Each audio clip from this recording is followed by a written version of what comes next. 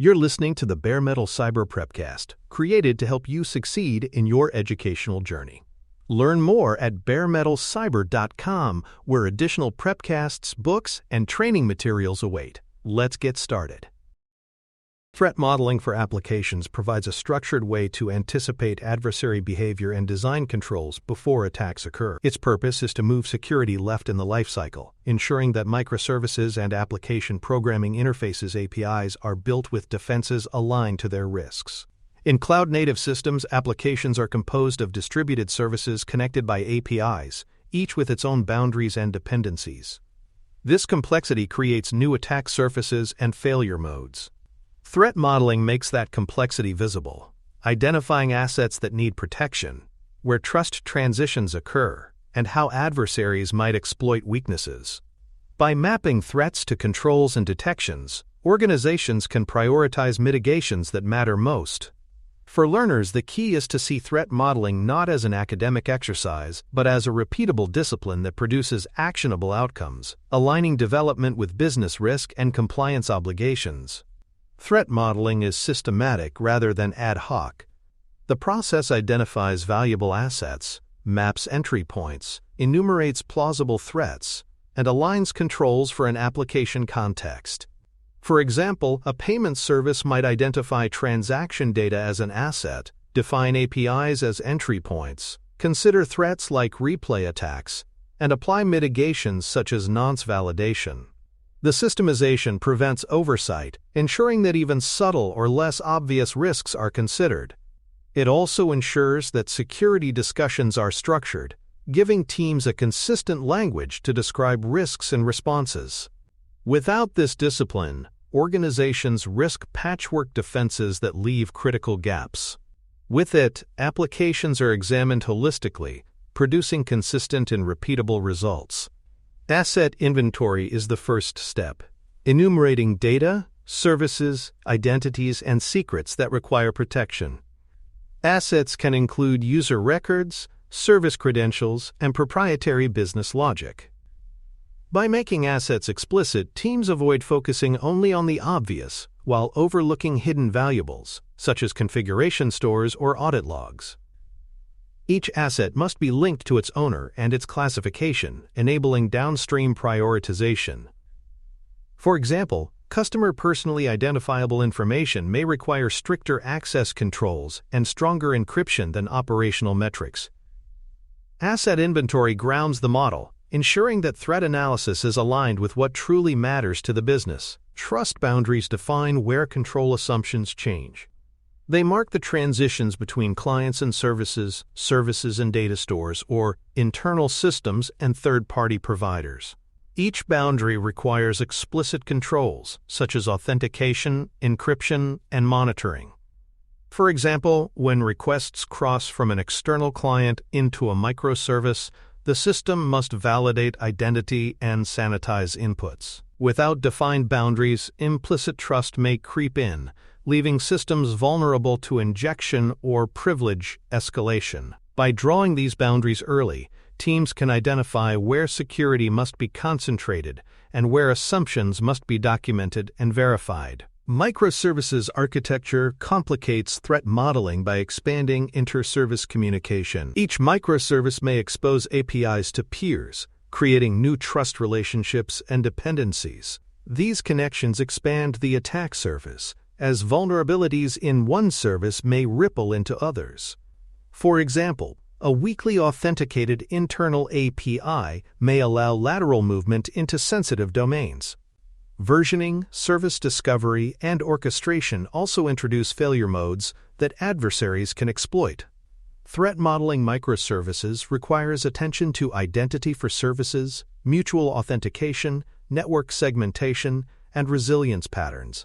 It shifts the mindset from securing a single application to securing a constellation of interconnected services.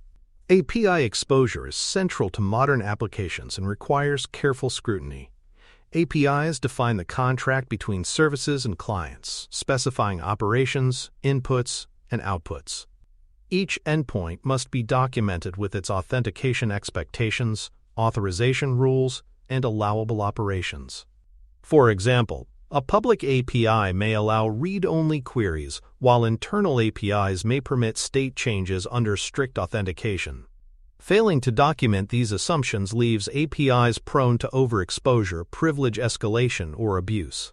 Threat modeling ensures that APIs are governed explicitly, mapping exposure to intended use and applying safeguards consistently. Frameworks such as Stride provide structured categories for analyzing threats. Spoofing considers identity deception, tampering involves unauthorized changes, repudiation challenges accountability, information disclosure risks data leakage, denial of service disrupts availability, and elevation of privilege expands unauthorized access. For example, Stride applied to an API may highlight spoofing through token theft or DOS through unthrottled queries. Categorization ensures that threats are not overlooked and that mitigations are balanced across types. It also simplifies communication, allowing stakeholders to see the breadth of risks addressed. Privacy threats deserve equal attention, addressed by frameworks like LINDDUN. Linkability, identifiability, and detectability highlight risks of user re-identification. Disclosure considers data leaks, while unawareness and non-compliance address consent and regulatory violations. For instance, analytics APIs may inadvertently enable identifiability if anonymization is weak.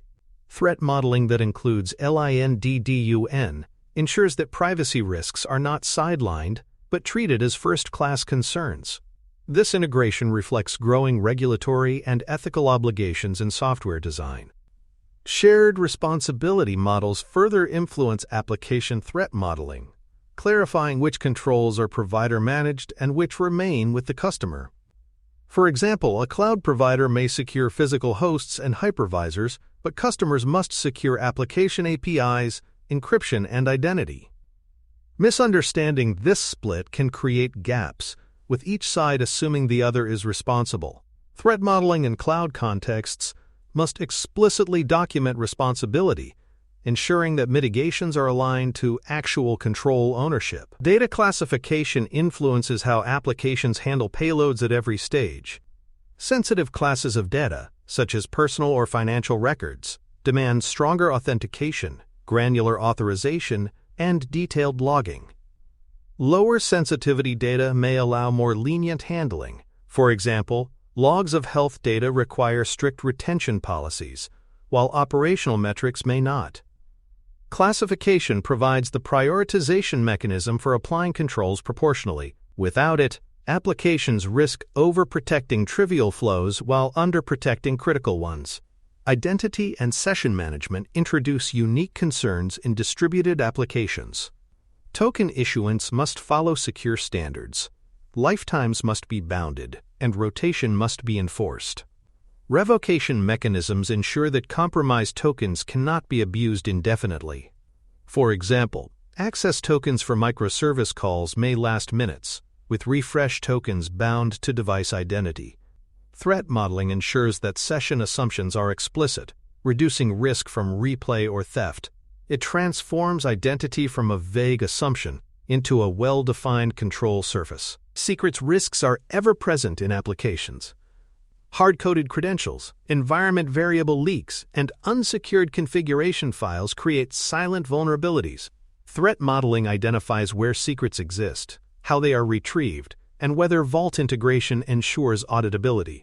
For instance, database passwords may be issued dynamically by a Vault with short lifetimes, preventing static exposure.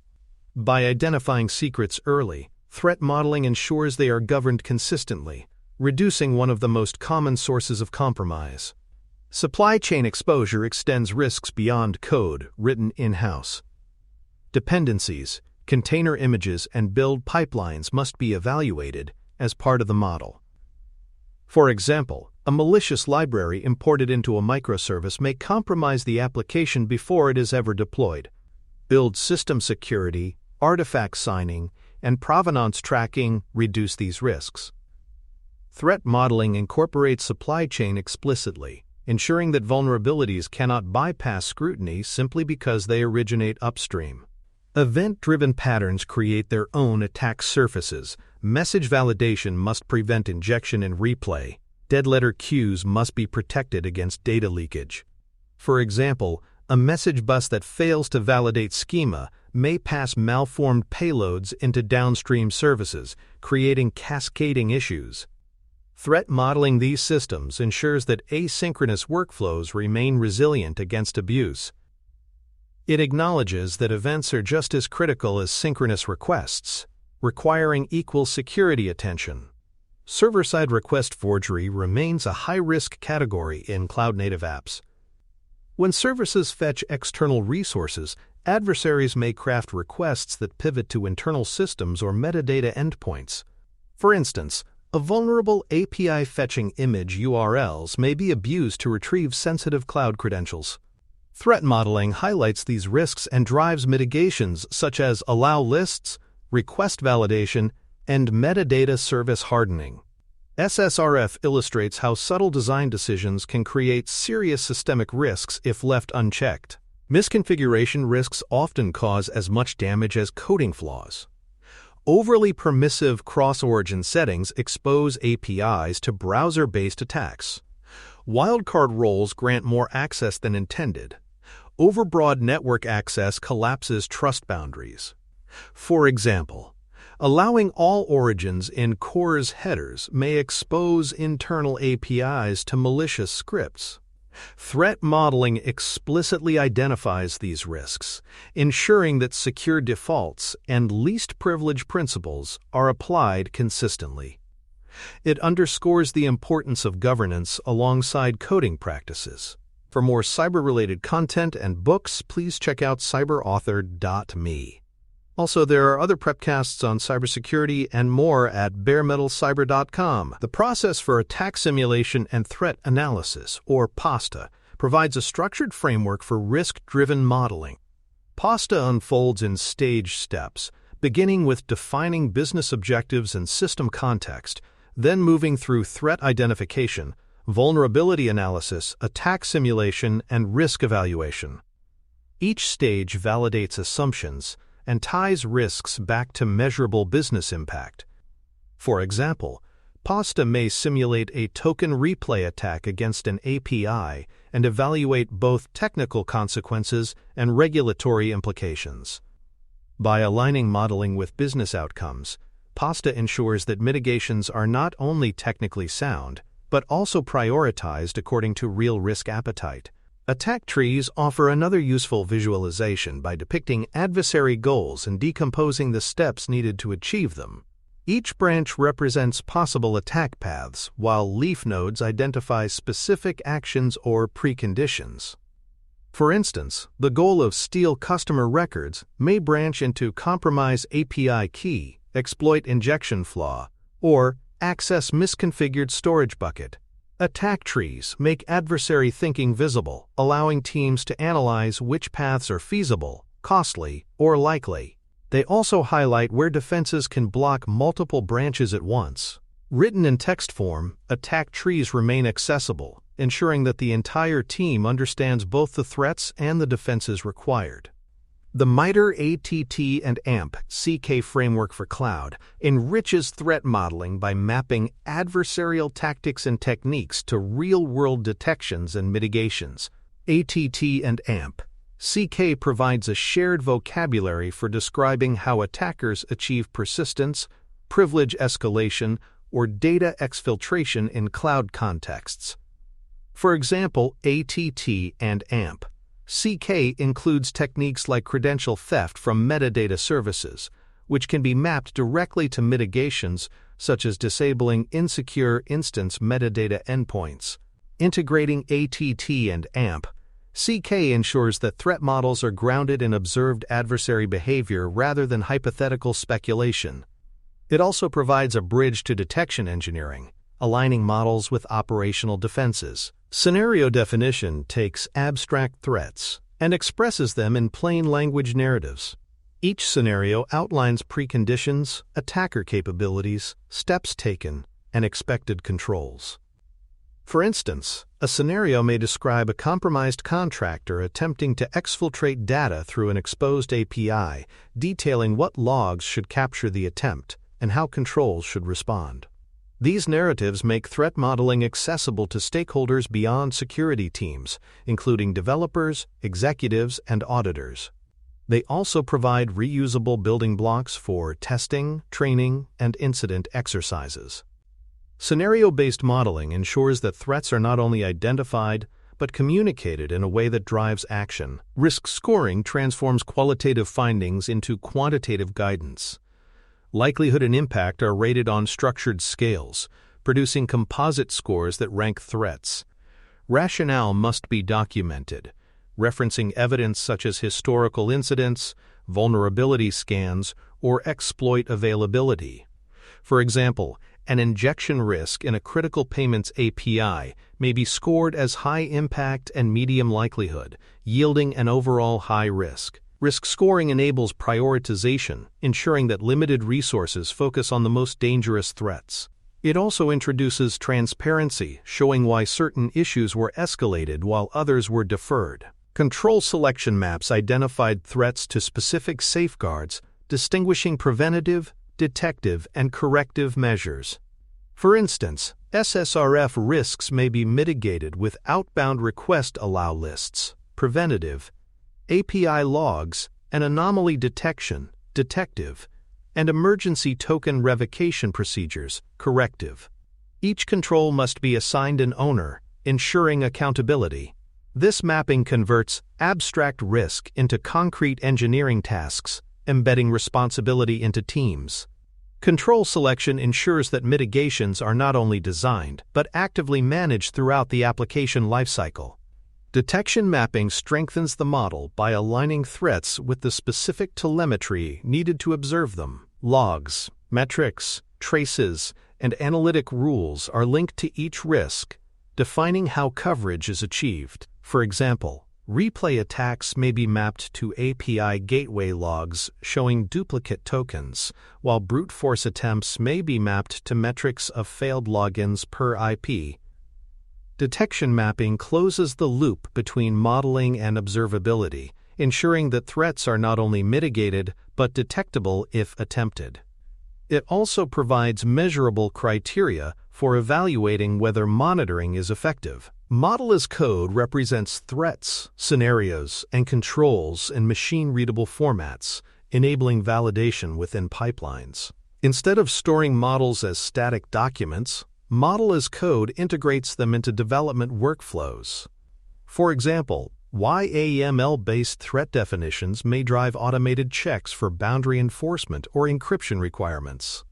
This approach aligns with infrastructure as code, making threat modeling repeatable, testable, and version-controlled. By codifying models, organizations ensure that security assumptions evolve alongside applications rather than being forgotten in static documents.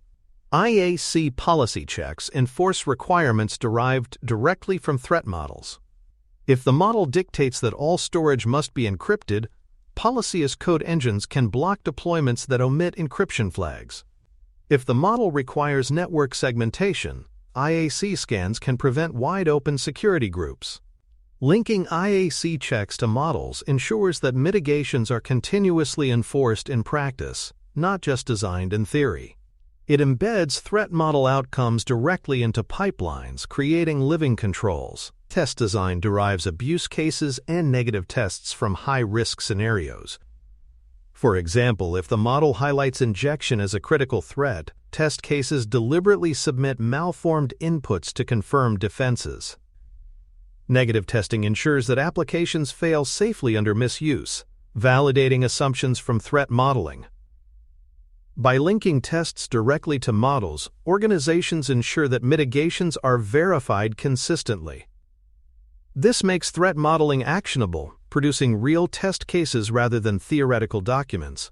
Validation exercises put threat models to the test through red team operations, purple team collaborations, or tabletop drills.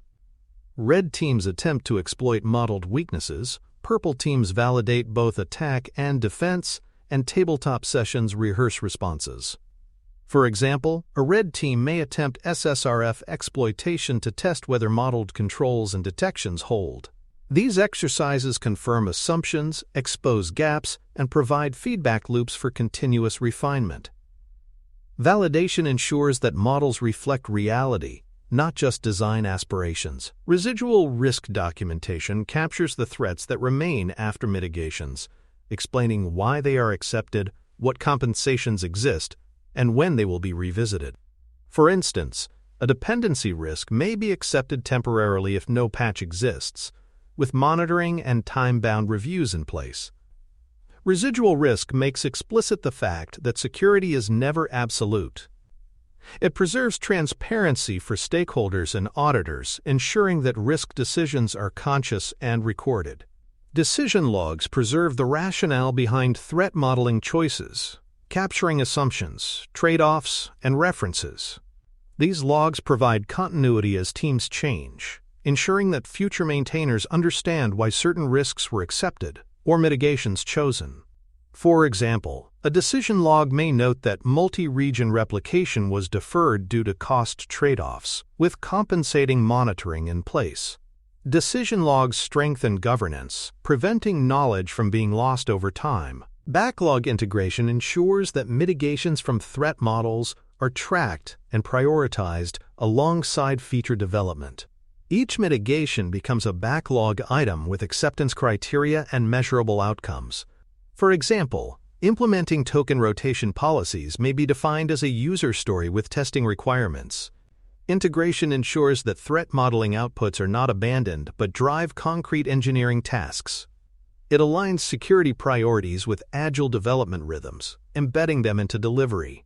Review cycles revisit threat models whenever architectures change, new dependencies are introduced, or incidents occur.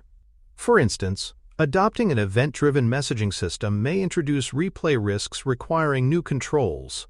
Regular reviews keep models current, ensuring they remain relevant in evolving environments. They also incorporate lessons learned from incidents, strengthening resilience over time. Review cycles transform threat modeling into a continuous process, not a one-off design exercise. In summary, structured threat modeling for microservices and APIs ensures that risks are identified, mitigations prioritized, and detections mapped.